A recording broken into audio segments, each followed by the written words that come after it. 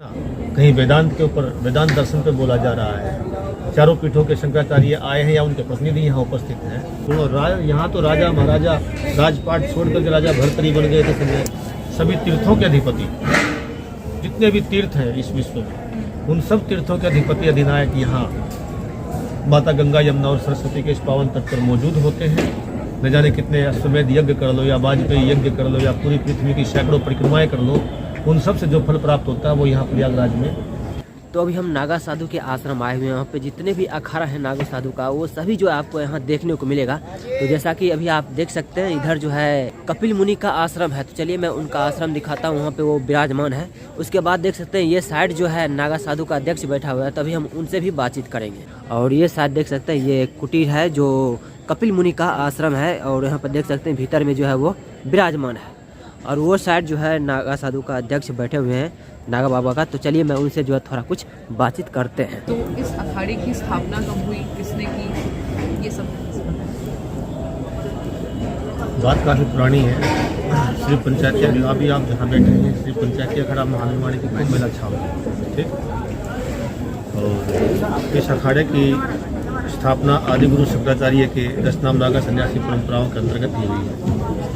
तो एक समय ऐसा था कि जब भारत में बाह्य आक्रांताओं का आक्रमण होना शुरू हो गए थे और बौद्धइज्म भी अपने काफ़ी विकसित हो गया था। तो बौद्धइज्म की जो अत्यधिक शांति, वो भी कई बार बहुत ज़्यादा नुकसानदायक हो जाती है। तो उस समय के जो राजकुमार थे, राजकुमार थे, उन सब के अस्त्र शस्त्र छुड़वा करके सबके हाथों में मालाएं थमा दी गई थी और सब भजन अपना उसमें लग गए थे। तब तो इससे हमारी राष्ट्रीय सुरक्षाओं जो हमारे देश के 16 जनपद थे उस समय के, तो उधर से आक्रमण भी 100-200 साल तक तो किसी ने कुछ नहीं किया, क्योंकि यहाँ के योद्धाओं का एक अपने आप में गौरवपूर्ण इतिहास रहा है। उसको कोई झांकता नहीं था, क्योंकि भारत की अर्थव्यवस्था भी बहुत शानदार रही है। फिर धीरे धीरे कुछ आगंतुक आए, उनको समझ में आया कि यहाँ की जो स्थिति है वो कोई अच्छी नहीं है। तो आदिगुरु शंकराचार्य जी ने भी राजा सुधन्वा को लेकर के और फिर दिग्विजय यात्रा शुरू की अपने शास्त्रार्थ के माध्यम से अपने मत की स्थापना। तो उसी मत परंपरा के अंतर्गत पंचायती अखाड़ा महानिर्वाणी बिहार के हजारीबाग जिला गढ़कुंडा का मैदान सिद्धेश्वर महादेव मंदिर का प्रांगण में इसकी स्थापना हुई। विक्रम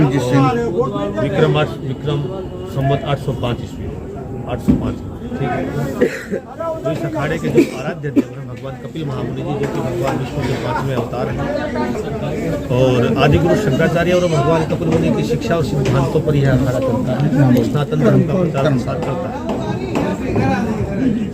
तो एक और सवाल मैं आपसे पूछना चाहूँगी, बिकॉज बहुत सारे लोग समझ नहीं पा रहे हैं। कुछ लोगों का कहना है कि जो इस बार महाकुंभ 2025 में आ गए थे, दूसरा नाम ऐसा जो योग है वो 144 साल बाद बनेगा। दूसरा नाम इसके बारे में थोड़ा सा बताइए। किसी भी कुंभ की तुलना दिव्यता के मामले में नहीं की जा सकती। सभी कुंभ दिव्य होते हैं और सभी कुंभों में त्रिदेवों का, पूरी शक्तियाँ माताओं की, भगवती के, दुर्गा की पूरी शक्ति समाहित होती है। क्योंकि यहाँ प्रयागराज की इस पवित्र पावन भूमि के ऊपर माता गंगा यमुना सरस्वती सिर्फ का मिलन है। सैकड़ों हजारों नदियाँ गंगा जी में मिलती हैं और इतनी ही नदियाँ यमुना जी में मिलती हैं, और उन दोनों का महासंगम यहाँ होता है, ठीक है। हाँ जी, अदृश्य रूप से माता सरस्वती के साथ। तो ये तो है ही है। अगर भारतवर्ष सबसे पवित्र भूमि, अवतारों की भूमि मानते हैं पूरी धरती के ऊपर, तो पृथ्वी के ऊपर प्रयागराज भारत में भी सबसे पवित्रतम भूमियों में से एक है, क्योंकि यहाँ माता गंगा और सरस्वती का अद्भुत मिलन है, ठीक है ना। और यहाँ की दिव्य, और माघ मास के अंदर तो यहाँ की दिव्यता और ज़्यादा हो जाती है। अब की बार क्या है कि माघ मास के अंदर ही तीनों प्रधान स्नान आ रहे हैं, ठीक है। जैसे कल का स्नान था और शुरुआत कल ही हुई है। वैसे 13 तारीख को हो जाती है, लेकिन 14 तारीख को जैसे शुरुआत थी, तो अब आखिरी जो स्नान है हमारे प्रधान स्नान, 3 प्रधान स्नान है, तो बसंत पंचमी का हो जाएगा। ठीक है ना। तो ये माघ मास में पूरा मेला एक मास में हमारे लिए आ गया है। बाकी तो जो 5 या 9 स्नान हैं तो वो बाद तक चलेंगे, लेकिन प्रधान 3 स्नान इसी महीने में आते हैं ना। तो एक तो ये है, ये योग तो बनते हैं, लेकिन इससे दिव्यता में कोई प्रभाव, कोई उसमें कोई कमी नहीं होती है। और यहाँ पर सिर्फ 2 नदियों का ही संगम नहीं है, 3 नदियों का है। अभी तो गृहस्थ समाज और विरक्तों का भी सबसे बड़ा संगम यहाँ है ना। तो इतनी ज़्यादा मात्रा में ना तो कहीं श्रद्धालु स्नातनी गृहस्थ लोग कभी इकट्ठे होते हैं, जो कि अपने सांसारिक जितने भी कार्य हैं, अपने बिजनेस हैं, अपने और भी खेती बाड़ी है या विभिन्न तरीके के जो कार्यों में जो लगे हैं निरंतर, तो इस महाकुंभ होकर, इन पूर्ण कुंभ होकर ही साधुओं का और गृहस्थियों का सबसे बड़ा मिलन होता है। और ये अपनी सनातन संस्कृति को और भारतवर्ष को अखंड बनाए रखने के लिए, इसको जोड़े रखने के लिए इन कुंभों का आज से ही नहीं, सदियों से ही नहीं, अपितु युगों से बड़ा भारी योगदान रहा है। क्योंकि यहाँ जितने आएंगे सभी कर्मयोगी जो भी अपने कर्मों में प्रवृत्त हैं और सनातन धर्मी हैं, और यहाँ पर जो ज्ञान योग में प्रवृत्त हैं, उन सब का भी मिलन होता है, भक्ति और ज्ञान का भी मिलन होता है ना। और यहाँ पर इच्छा क्रिया ज्ञान इन तीनों का शोधन होता है, तीनों शुद्ध होते हैं, ठीक है कि नहीं। तो यह कुंभ में आने से फिर हमारी आने वाली जो जनरेशन है, जो आने वाली जो पीढ़ियाँ हैं, उन तक ये ज्ञान धीरे धीरे पहुँचता है। यहाँ आप देखेंगे हर पांडाल के अंदर शिविर लगे हैं, पांडाल लगे हैं, कहीं भागवत की कथाएँ हो रही हैं, कहीं उपनिषदों के ऊपर प्रवचन हो रहे हैं, है ना, कहीं वेदांत के ऊपर, वेदांत दर्शन पे बोला जा रहा है। चारों पीठों के शंकराचार्य आए हैं या उनके प्रतिनिधि यहाँ उपस्थित हैं, या फिर हमारे आचार्य मंडलेश्वर, महामंडलेश्वर और विरक्त संत योगी यति महात्मा न जाने कितने मात्रा में यहाँ सब हैं। तो उन सब के समागम से, उन सब के संगत से बहुत कुछ ऐसा है जो ऐसे ही इनके बिना अधूरा रहता है। तो ये विशुद्ध रूप से एक प्रकार से देखा जाए तो सांस्कृतिक, धार्मिक और आध्यात्मिक ही महापर्व, क्योंकि मनुष्य के 3 आयाम है ना, आदि भौतिक, आदि मानसिक और आदि दैविक, मानसिक, देहिक, मानसिक और आध्यात्मिक 3 तल है। जब तक मनुष्य इन तीनों तलों पर समृद्ध नहीं होता है, संपन्न नहीं होता, तब तक उसे सुखी नहीं कहा जा सकता।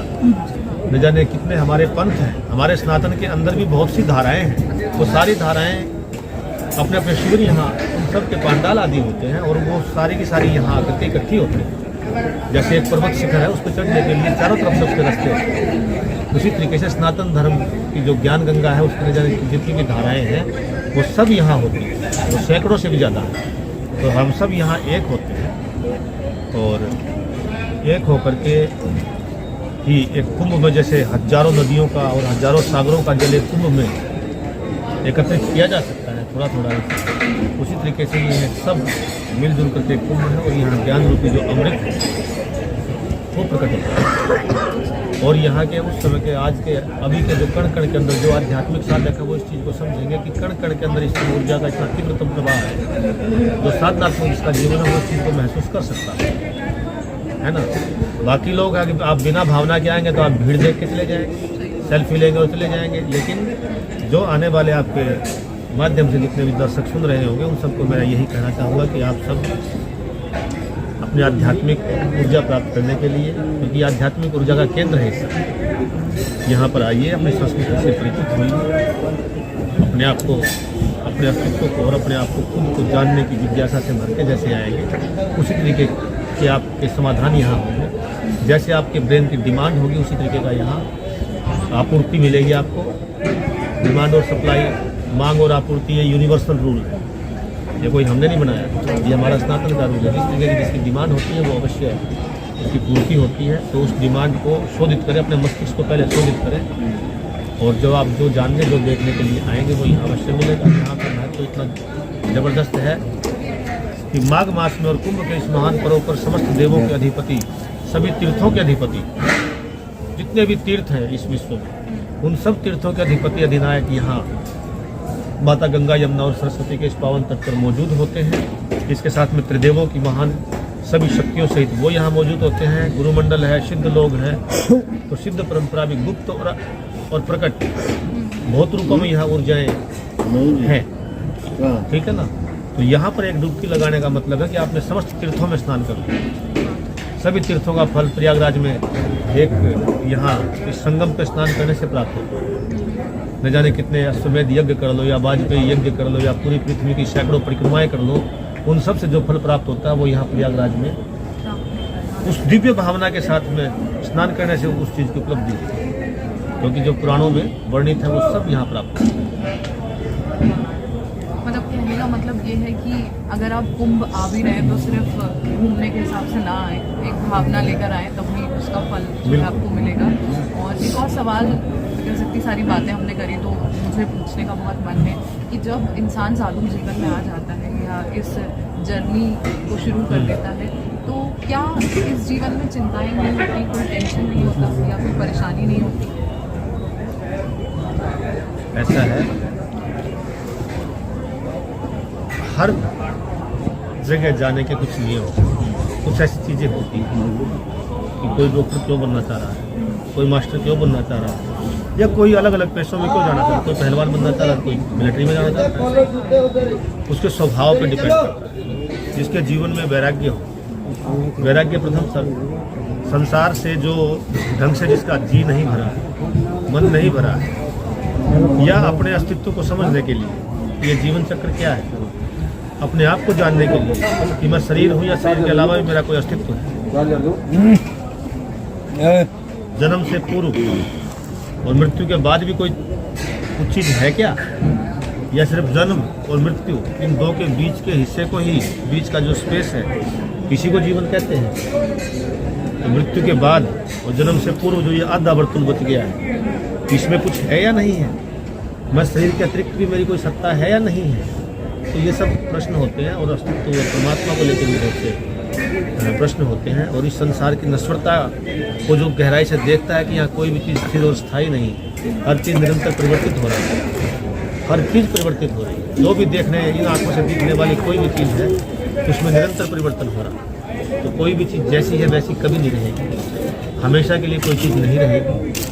तो जो ऐसा नहीं कि कहीं सुनी बातों से या सिर्फ पढ़ने मात्र से, जब उसके हृदय से और जब उसका मन और मस्तिष्क दोनों उस चीज़ के लिए अस्तित्व की ओर गहराइयों में जाने के लिए और रहस्यों का उद्घाटन करने के लिए जब उसका ब्रेन तैयार होता है, जब उस तरफ उसकी दिशा बढ़ती है, तो अपने आप जो चीज़ उसको नश्वर लगती है तो शाश्वत क्या है, इसको जानने के लिए फिर वो इस मार्ग में आ जाता है ना।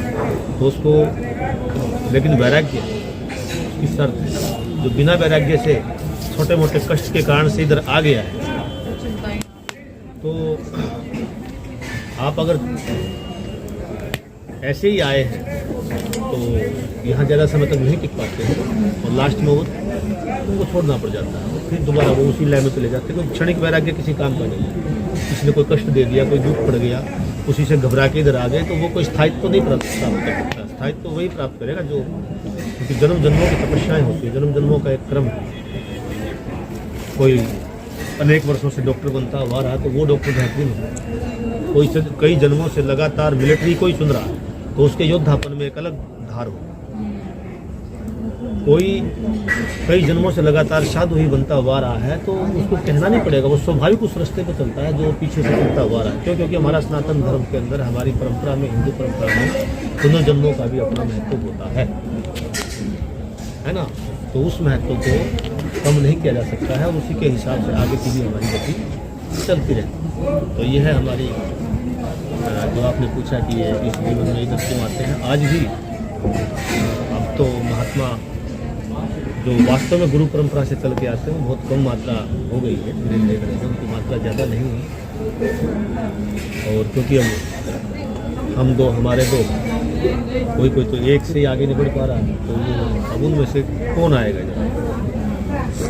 पहले 2 4 5 हो जाते थे, 1 2 भक्ति करने के लिए चल पड़ते थे। लेकिन जिसके अंदर वास्तविक संन्यास, अंदर से विरक्ति भाव आएगा और अंदर से जो वैराग्यवान होगा, क्योंकि वो उसको फिर कोई भी चीज़ रोक के नहीं सकती। कोई भी संप्रदाय कितनी भी महत्वपूर्ण, और यहाँ तो राजा महाराजा राजपाट छोड़ करके राजा भर्तरी बन गए थे सन्यासी, है ना। और भी न जाने कितने राजाओं के ऐसे उदाहरण है जो अपना राजपाट छोड़ करके और इस अध्यात्म की तरफ आ गए थे। उसकी नश्वरता का जब तक ज्ञान नहीं होगा तब तक आदमी वहीं पर रहेगा। लेकिन जिस दिन उसको इस जगत की कुछ चीज़ों का ज्ञान होगा और कुछ ऐसी चीज़ें हैं, कुछ ऐसे विषय हैं जिनका उसको ज्ञान नहीं है, उनकी लालसा और उनकी जिज्ञासा उसको इस मार्ग में लेके आ जाती है।